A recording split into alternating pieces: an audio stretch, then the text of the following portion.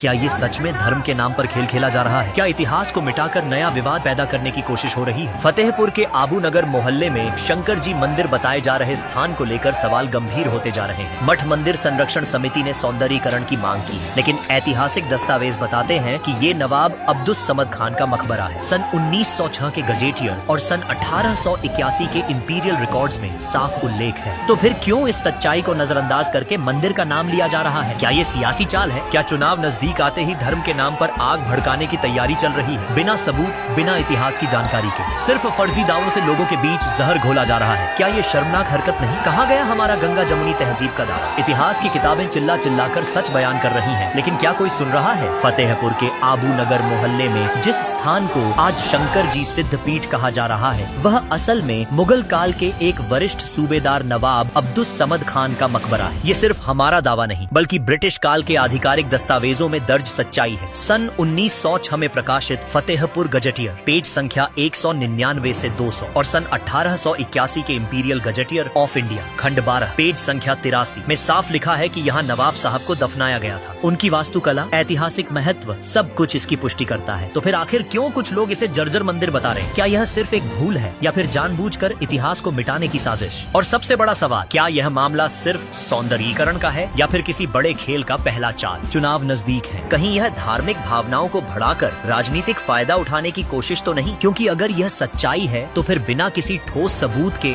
बिना इतिहासकारों की राय लिए, सिर्फ जमीन पर कब्जा जमाने के लिए झूठा नैरेटिव क्यों गढ़ा जा रहा है? क्या हम इतने मासूम हैं कि इस झूठ को सच मान लें? क्या हमारी आने वाली पीढ़ियों को गलत इतिहास पढ़ने के लिए छोड़ दिया जाए? अगर यह मकबरा है तो क्या धर्म के नाम पर इसे मिटाना हमारी विरासत के साथ धोखा नहीं? सच्चाई चाहे जितनी कड़वी हो, उसे दबाया नहीं जा सकता। फतेहपुर की जनता जाग रही है। क्या आप जाग रहे हैं? फतेहपुर मीडिया का सवाल आपसे, क्या धर्म और राजनीति के लिए इतिहास को मिटाना जायज है? क्या सच्चाई दबाकर विवाद पैदा करना देश की एकता के लिए खतरा नहीं? जागिए, सवाल पूछिए, क्योंकि सच्चाई चाहे कितनी भी दफन कर दी जाए, इतिहास की किताबों से फिर भी बोलती है।